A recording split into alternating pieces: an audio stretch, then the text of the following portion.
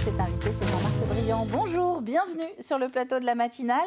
Vous êtes expert en cybersécurité. Alors tout de suite, ces deux mots qui, dans ma présentation, ça impressionne. Est-ce qu'on peut déjà commencer par redéfinir ce qu'est la cybersécurité pour nous quand nous ne sommes pas très au fait de l'expertise ? Bien sûr, Caroline. Donc du coup, la cybersécurité, c'est sur un axe de défense, puisque toutes les entreprises, PME de la région ont besoin de se protéger pour travailler, pour continuer à produire.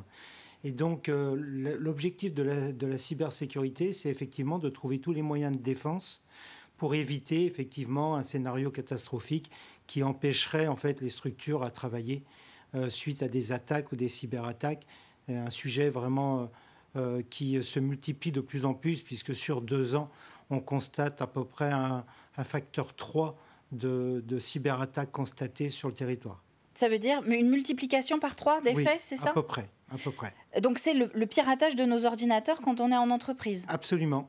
Donc quand vous travaillez au quotidien, les hackers prennent la main sur vos PC, vos ordinateurs, et peuvent ainsi compromettre des réseaux informatiques complets avec des serveurs, etc., et vous empêcher de travailler, voire vous demander des rançons pour recommencer à travailler, à condition qu'effectivement cette rançon soit payée, ce qu'on ne conseille absolument pas, puisque même si vous payez la rançon, ce n'est pas du tout certain que les hackers vous redonnent le moyen de retravailler. Et tout le territoire, et donc la Vendée, puisqu'on est là pour parler de la Vendée, est concerné par ce genre de pratique ? C'est une bonne question.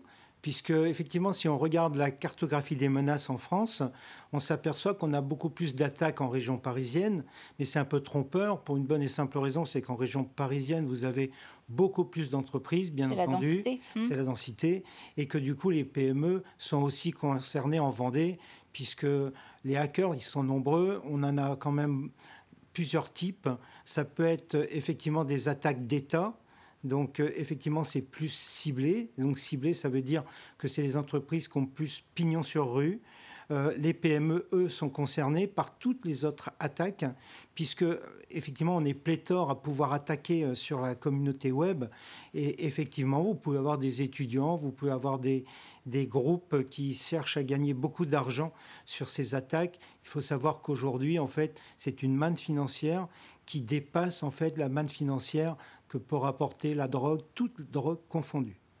Et alors vraiment tout type d'entreprise est concerné, parce que c'est vrai que quand on parle de cybersécurité, alors on voit aussi l'aspect parfois les hôpitaux qui sont touchés dans certains cadres, ou les grosses entreprises, vous l'avez évoqué, mais je suis patron, je ne sais pas moi, d'une PME dans le bâtiment ou même un chef d'exploitation dans l'agriculture, je peux être touché par ce genre d'attaque ? Bien sûr, puisque les groupes de hackers ne ciblent pas toujours. Ils balancent, en fait, on peut comparer ça à une pêche qui aujourd'hui ressemble plus à une remontée de chalut, puisqu'il y a tellement d'attaques. On ne fait pas de distinction. On ne fait pas de distinction. Voilà. Et donc, toutes les PME peuvent au quotidien se faire attaquer. Alors, avant d'attendre de se faire attaquer, est-ce qu'il y a des possibilités justement pour s'en prémunir, et ce, sans avoir forcément les moyens d'une très grosse boîte ? Alors, absolument, c'est la difficulté que peuvent rencontrer les PME, puisqu'ils n'ont pas forcément les budgets qu'ont les entreprises du CAC 40. Et donc, évidemment, ce n'est pas simple, alors qu'ils ont finalement les mêmes obligations de se protéger, avec les mêmes outils. Donc, le tout, c'est de savoir effectivement quel coût ça peut avoir, alors que ces PME n'ont pas forcément un budget important. Donc, à partir de là, en fait, on travaille sur 3 axes, qui sont des axes technologiques, évidemment, que vous avez l'habitude de voir quand vous allez vous connecter sur les banques, etc. Vous avez des doubles authentifications pour vous connecter, donc c'est une contrainte. Et puis à côté de ça, on souhaite et on veut faire comprendre aux entreprises qu'il faut défendre l'entreprise, pas que par la technologie, mais aussi par le salarié.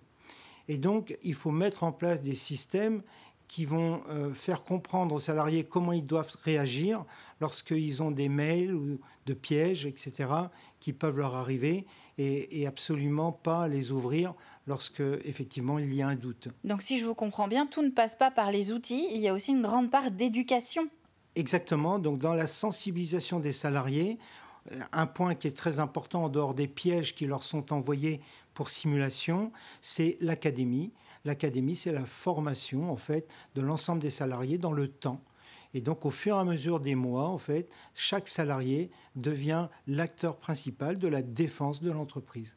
C'est vraiment prendre le réflexe, vous avez cité l'exemple tout à l'heure, de ne pas ouvrir par exemple les mails dont on ne connaît pas l'expéditeur, c'est ce genre de choses-là? C'est ça, faire coïncider en fait ce qu'il y a dans le contenu des mails avec ce qui peut exister pour rapprochement sur Internet et ne les ouvrir que dans le cas où effectivement tout coïncide.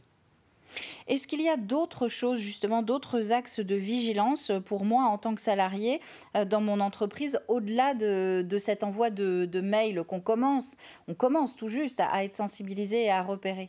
Alors, il y a un gros problème actuellement, puisque moi je reçois à peu près on a un site qui s'appelle cybermalveillance.gouv.fr où chacun peut demander en fait assistance et on reçoit aujourd'hui 2 demandes d'assistance par jour.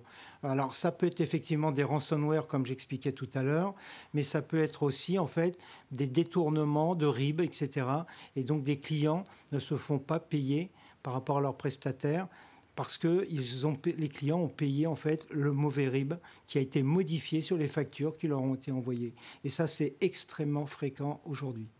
C'est-à-dire que le client, en toute bonne foi, paie, donc il pense être en règle, sauf que l'argent entre le client et le prestataire n'arrive pas, il est dévié. Il est dévié et envoyé sur un compte qui est un compte de hacker. Et alors comment on fait pour, moi, émetteur du RIB, pour être sûr qu'il arrive en entier? Alors, du coup, c'est un peu compliqué, puisque effectivement, ça veut dire que les comptes de messagerie, sans doute, sont compromis. Et à partir de là, ils ont réussi à extirper les factures et modifier les RIB pour les paiements. Et donc reproduire la facture, évidemment, en changeant les numéros. Voilà. Et donc, il y a des moyens de s'en prémunir. Alors, déjà, le troisième axe de défense serait le cas où l'axe 1 technologique ou l'axe 2 salarié n'a pas suffi. Et donc, du coup, l'assurance qu'on appelle une assurance insurtech, donc une assurance technologique proactive qui permettrait, au cas où, en fait, de pouvoir faire une prise en charge financière pour éviter que l'entreprise soit en difficulté financière. Ah, on se fait rembourser, en fait. Voilà.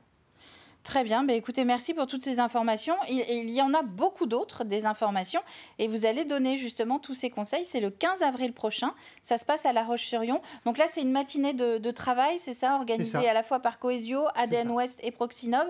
Où là, le but, c'est d'y aller et de repartir avec une malle à outils. C'est ça, absolument, avec des bons conseils, des outils, des diagnostics cyber, ce qui permet de faire un état des lieux en fait, de la situation dans laquelle vous êtes. Depuis des années que vous faites de l'informatique. Et alors ça s'adresse à toutes les entreprises qui sont intéressées? Tout à fait.